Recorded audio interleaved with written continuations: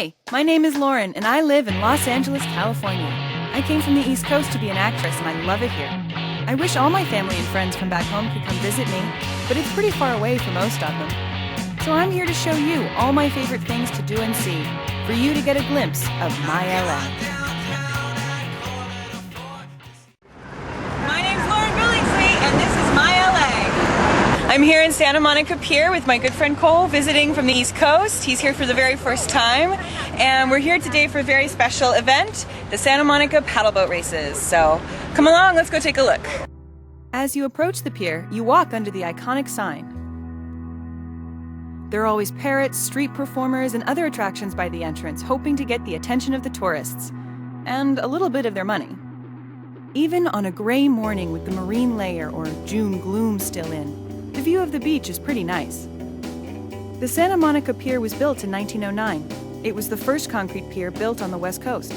Originally a municipal pier housing a pipeline that drained treated sewage to the ocean, it stopped serving that function in 1920. The paddleboard races went on all day from the early morning. We could see them from anywhere on the pier.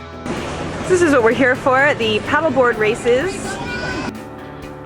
Paddleboard clubs became popular here starting around 1934, but petered out in the 1950s when competitive surfing took over. Today for the festival, some pop-up museums were erected to showcase some of the paddleboard history at the pier.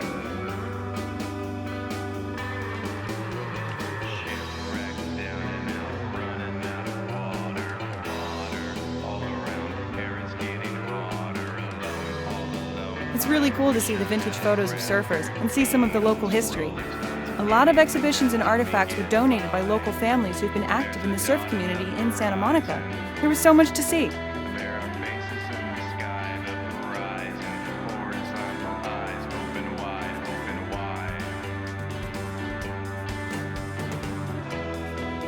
That's pretty awesome. A lot of vintage lady surfers. Also on display were some antique longboard skateboards and old trophies from various surfing competitions.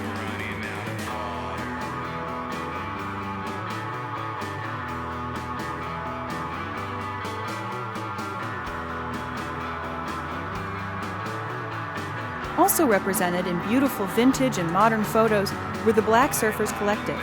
The organization raises cultural awareness and promotes diversity in the surfing community.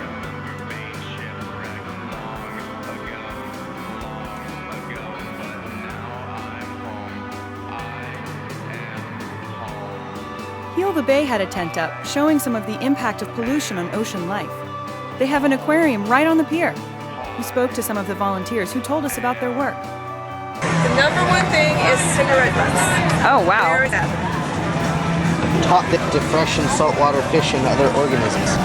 Plastics of BB2 and all this stuff. It has a million of them. Wow. Here died. Chicks. Jeez. It's unbelievable, right? That's really I get sad. My facts from I read 100,000 of marine mammals too.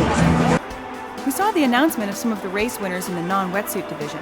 The heats were separated by age, so there was one winner for each age group in each gender. Winners received the coveted hand-carved Koa Bowl and a case of Sierra Nevada beer. Considering how hard it looks to paddleboard, much less win a race, that seems like exactly the prize I would want at the end of the day. It was cool to see the range of ages of people who got out there and went for it. They all probably practice really hard.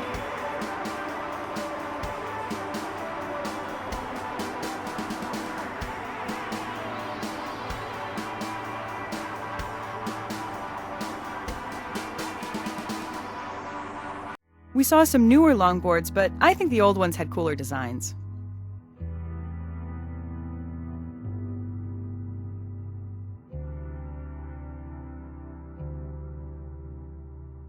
This store had bathing suits with a surfer on the front.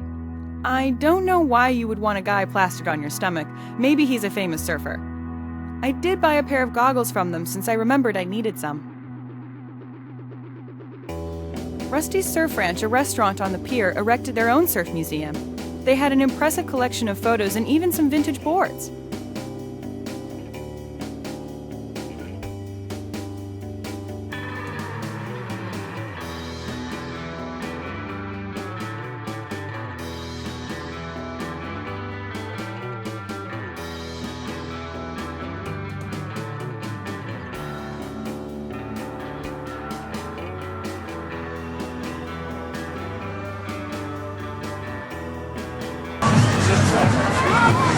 these are the kinds of things that they're using out there today.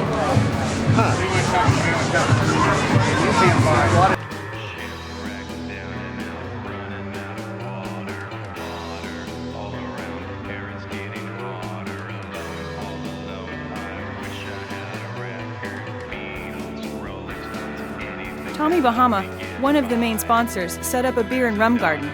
From there you could see the launch point of the races and the boarders getting ready to head out.